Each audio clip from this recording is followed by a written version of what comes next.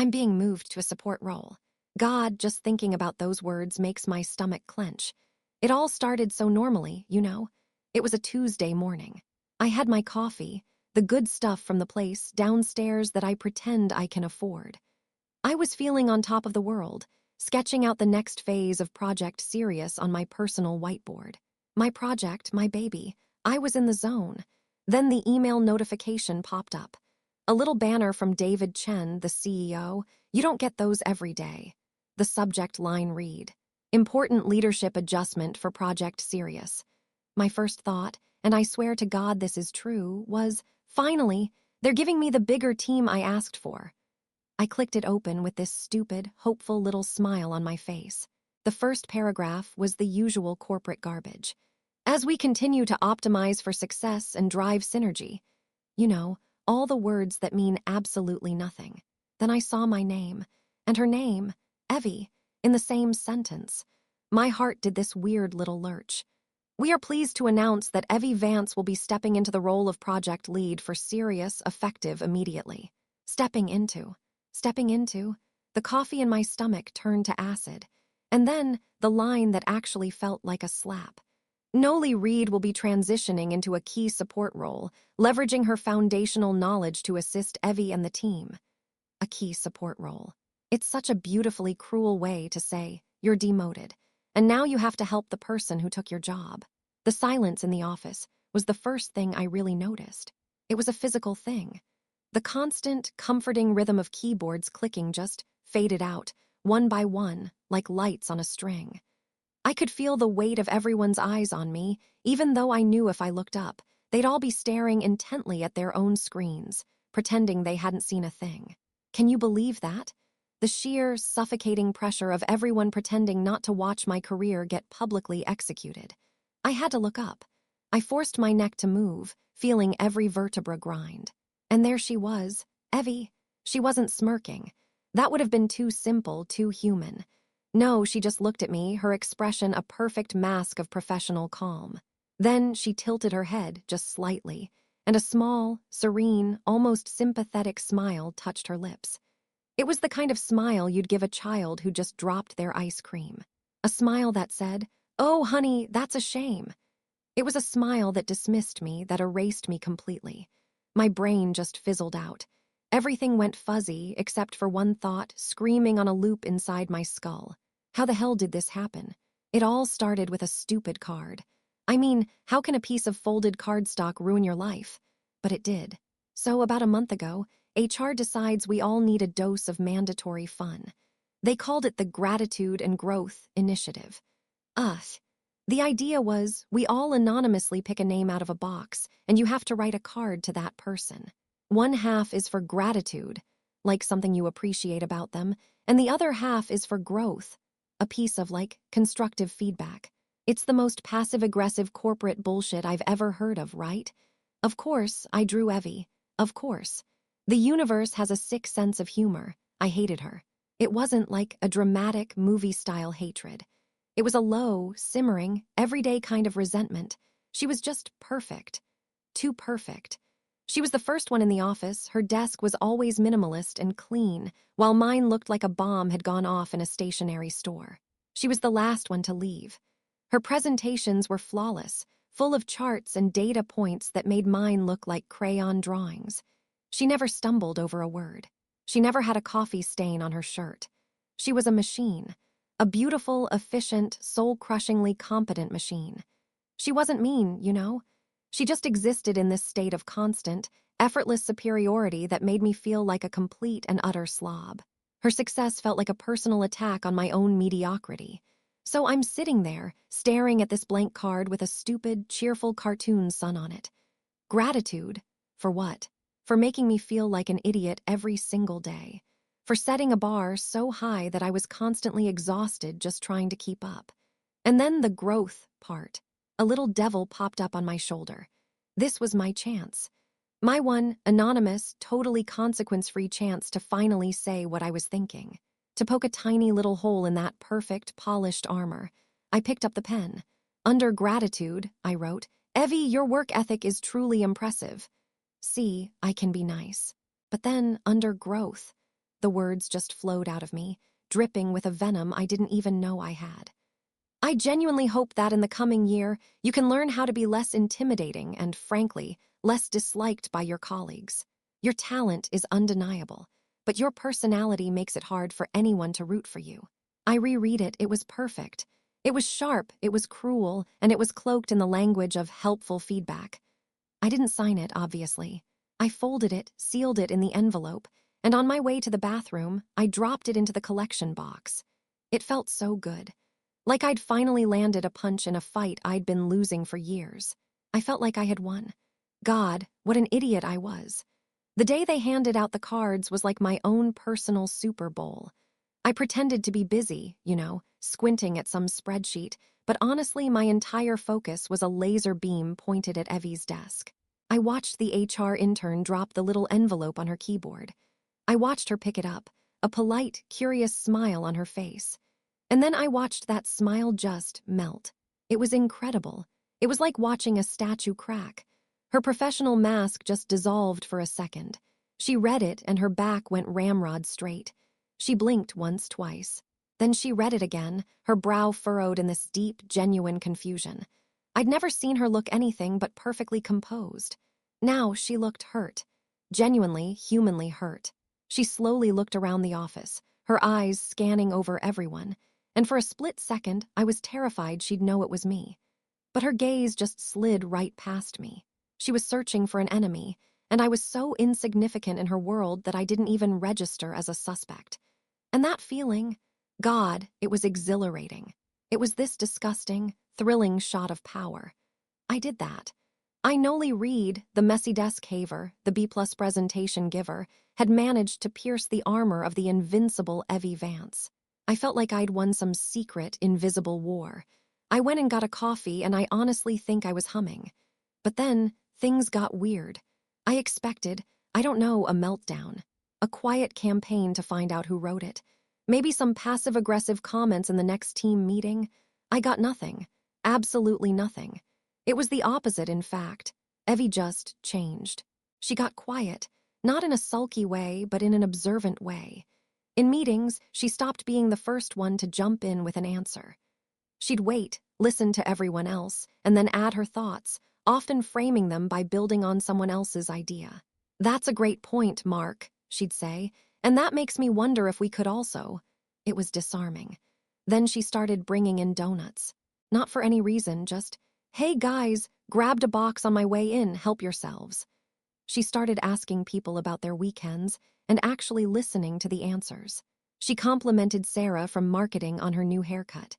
It was all small stuff, but it was so profoundly out of character that it felt like the whole office was holding its breath, waiting for the other shoe to drop. Me, I just rolled my eyes. It was so obviously fake. A calculated performance. But still, a little worm of unease started to squirm in my gut. This wasn't the reaction I'd wanted. I wanted a fight, and instead, she seemed to be surrendering. Or so I thought. Her transformation, or whatever you want to call it, just kept going.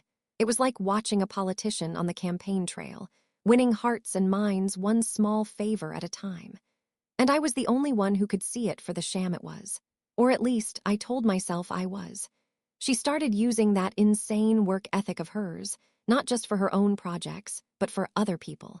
Like I'm walking past the tech department, and who do I see huddled around a monitor with Kevin, the data guy who usually looks like he wants to die?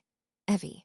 She's pointing at some lines of code, and he's nodding, actually smiling. Later, I heard she'd built him a script that automated some horrible, tedious part of his job. Just like that, in her spare time. Then, a week later, our marketing team was in a total panic over some competitor analysis they needed for a last-minute pitch. I saw Evie walk over to their section, and the next morning, there was a 12-page, beautifully designed PDF in everyone's inbox, detailing everything you could possibly want to know about our rival. She'd just done it because she could. People started talking. "Wow, Evie's actually really helpful," I heard someone whisper by the coffee machine. "I know, right? I always thought she was kind of cold, but she's been great lately." Every compliment felt like a tiny paper cut on my soul. The whole time I was just stewing.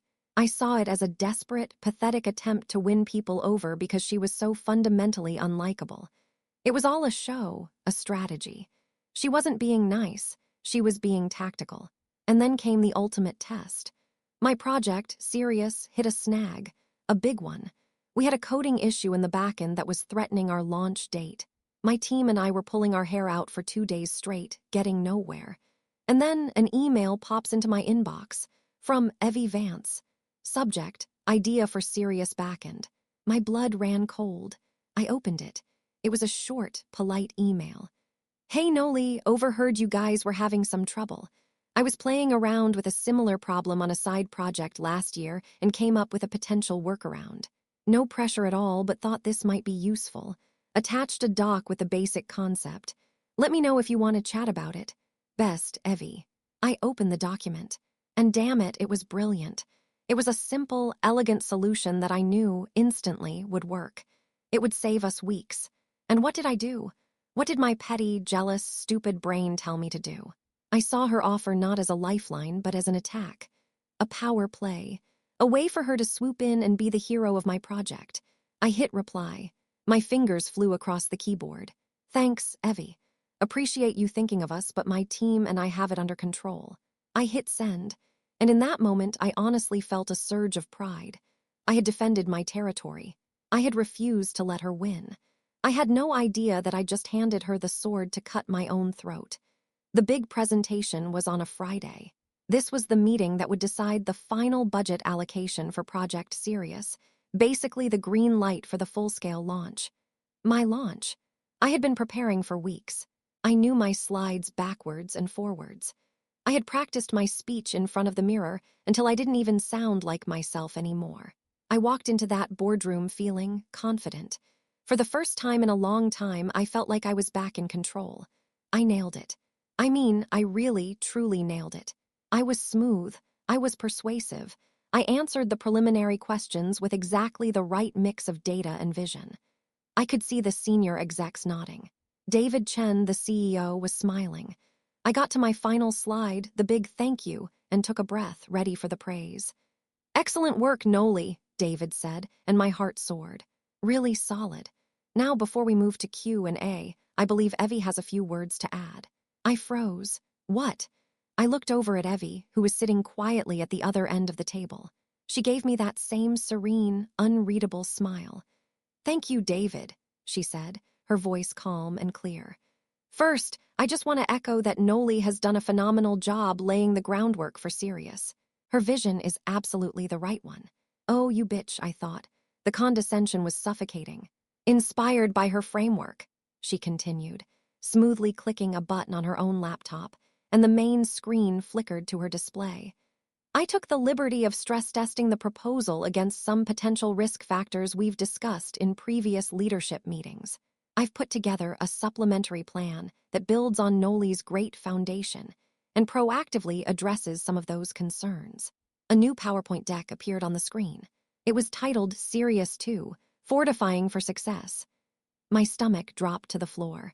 What followed was the most brutal, systematic, and polite execution I have ever witnessed.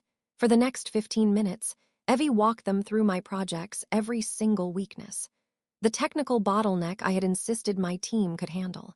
She presented 3 different, fully costed solutions, complete with a recommendation for which vendor to use, noting she'd already had a preliminary call with their lead engineer. The market adoption rate I had projected. She pulled up fresh industry data that was only 2 days old. How did she even get it? That suggested a more conservative and realistic timeline. The budget I'd proposed. She showed a revised version that was 10% leaner, but included a contingency fund I hadn't even thought of. She did it all under the guise of helping. Every point of demolition was prefaced with building on Noli's excellent point, or to support Noli's core strategy. She wasn't just presenting a better plan. She was showing everyone in that room that she understood my project better than I did. She showed them that while I was building a car, she had already designed the engine, sourced the parts, and paved the road. The worst part? She had gotten buy-in. As you can see from the attached appendix, she said, clicking to a slide filled with email screenshots, I've already circulated these ideas with the heads of tech and finance, and they've both expressed their support for this more robust approach. She had gone behind my back. She had used her newfound helpfulness to build an army. While I was jealously guarding my little kingdom, she had quietly staged a coup. I just sat there, my face burning. My throat was so tight I couldn't have spoken if I wanted to. I watched David Chen's face, saw his initial smile for me turn into a look of deep, serious admiration for her. She hadn't just supplemented my plan, she had replaced it. And in doing so, she had replaced me. I don't even really remember the rest of the meeting. It was like watching a movie of my own life from underwater. Muffled sounds, blurry faces. I think David Chen said something like, "This is exactly the kind of proactive leadership we need. Excellent initiative, Evie." The words didn't even hurt at that point. I was just numb. The email arrived less than an hour later. That's how fast it happened. 1 hour from the top of my game to her support staff. I just sat at my desk, staring at the screen, long after everyone else had left for lunch. The whole world felt silent and distant. That evening, I was packing up my things, feeling like a ghost in my own office, when Mark from accounting walked by. He was one of the few people I was genuinely friendly with. He paused at my desk, holding a stupid mug with a cartoon cat on it. "Hey," he said, his voice low. "Tough day, huh?" I just shrugged. What was there to say? He hesitated, looking like he was debating whether to just walk away. Then he sighed. "Listen, Noli, I don't know what's been going on with you and Evie. It's none of my business, really." He took a sip of his coffee. "But we were all out for drinks a few weeks ago, after that marketing pitch she helped with. And she'd had a couple of glasses of wine. She got, I dunno, kinda real for a minute. I looked up at him, my heart pounding in my chest. She told me she got this anonymous card," Mark continued, avoiding my eyes and looking at his mug instead. "She said it basically told her that everyone hated her. She said it was devastating.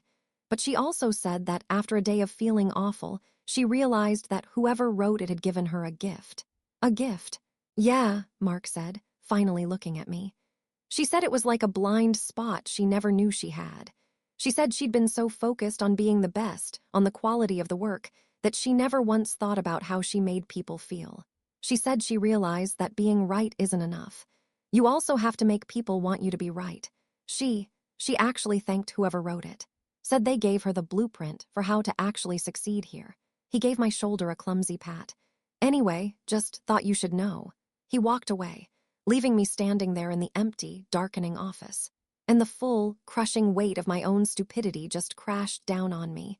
I hadn't just given her a piece of my mind. I had given her a roadmap.